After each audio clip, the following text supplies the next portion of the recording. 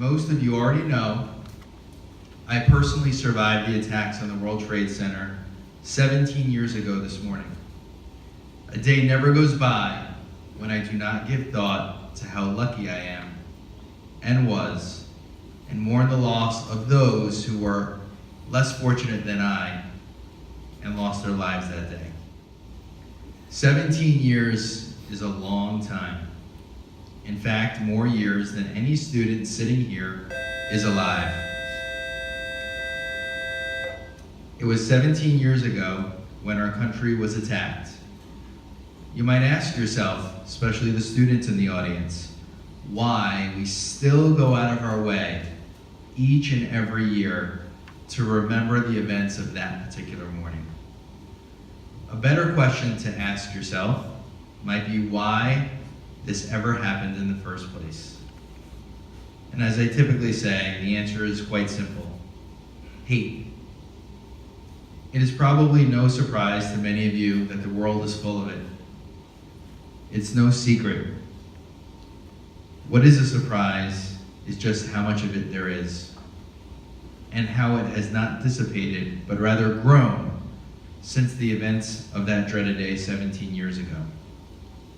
My message to all of you sitting here today, especially to the students in the audience, is to do your best to change this, especially in today's ever-connected world where one person can truly have a tremendous worldwide impact. First among your peers here at school, then your grade, and then the overall school community.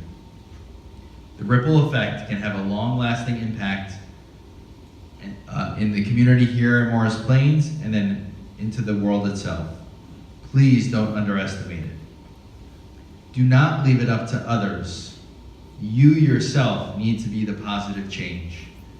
Stand up for your peers and yourself. Be the voice of reason, and do not fall victim to the peer pressures that you face each and every day.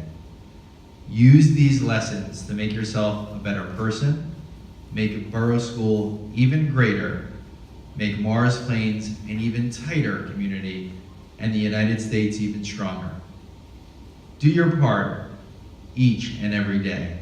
Treat each other with respect, embrace each other's differences, and be tolerant of those who might believe or think something different than yourself. Think twice before you say or do something mean or hurtful. Realize that we are all better off when love, kindness, and acceptance are our guiding forces. We must always make certain that those who lost their lives exactly 17 years ago this morning, all 2,977 of them, did not die in vain. Each and every one of those innocent lives represented the American way of life. That is what was under attack that day and is still under attack today.